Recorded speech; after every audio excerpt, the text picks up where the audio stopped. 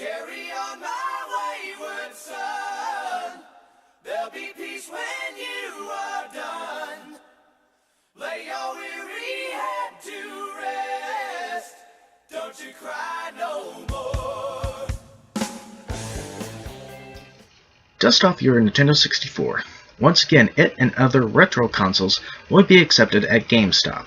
The company will launch a pilot sales and trade-in program for retro consoles, games, and accessories in 2 of its markets beginning April 25th. Stores in its New York City and Birmingham markets, which comprise around 250 store locations, will play host to the program.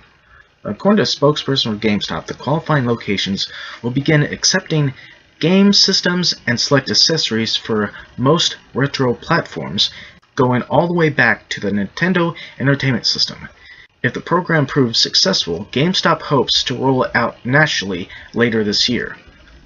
The systems and accessories that you will be able to trade in and purchase includes NES, Super NES, Sega Genesis, PlayStation, Nintendo 64, and Sega Dreamcast. This will increase the number of games GameStop offers either for sale or to purchase by about 5,000. We will bring all the product back through the refurbishment operation centers for inspection, testing, or repair, GameStop told us. The lead time between when it begins accepting trades and the products will be put on sale is estimated to be about 2 months. This gives the company significant processing time and time to build up a good assortment of retro games fans to select from when shopping. However, you won't be inundated with the sights and sounds of your favorite retro games when you walk into your local store. Purchases can be made on GameStop's website or through its web and store system. The GameStop spokesperson said all these retro consoles are expected to have the same warranty as current used and refurbished consoles. This is going to be a bit complicated. Then again, maybe not. From what I know, this is happening at major GameStops, maybe only a handful of actual GameStops are doing this. And as it says here, it shows stores in New York City and Birmingham markets. It's just a testing out process right now. I know at some Walmarts they were testing out the ability to trade in video games there, and only a few Walmarts have actually took in pre-owned video games.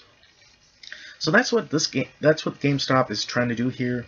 They're testing out waters because there are some local, I do mean that loosely, there are some other stores around the areas that have started selling older generation games and consoles, which is why GameStop is trying to get back into older games and consoles.